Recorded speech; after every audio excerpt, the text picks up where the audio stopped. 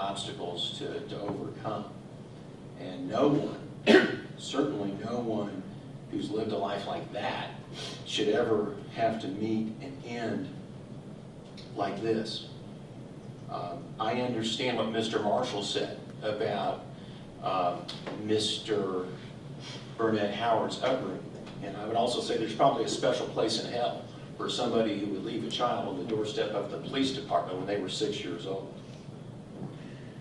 But this was a random act, a senseless act, a horrific act that warrants the maximum sentence here. The defendant received a break in this case when the state agreed not to pursue the statutory maximum. And under the circumstances of this case and the nature of this offense, he's not going to get a break from me here this morning.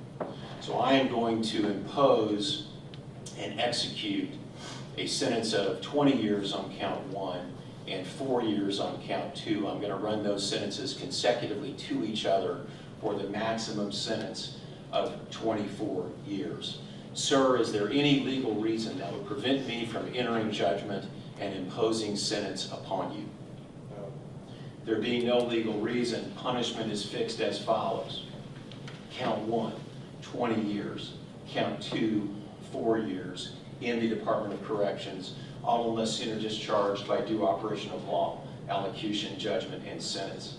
Sentences are to be served consecutively to each other and not concurrently with each other for a total sentence of 24 years.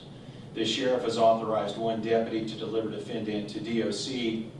Defendant is given credit for any time served, civil judgment in accordance with law.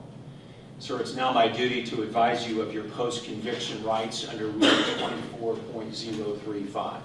A person who is convicted of a felony may seek relief from this court if he claims that the conviction or the sentence violates the Constitution or laws of this state, or the Constitution of the United States, or that the court, when imposing the sentence, lacked jurisdiction to do so, or that the sentence exceeded the maximum sentence authorized by law, all including claims of ineffective assistance of counsel. Rule 24.035 is the only way by which you may seek relief for these claims.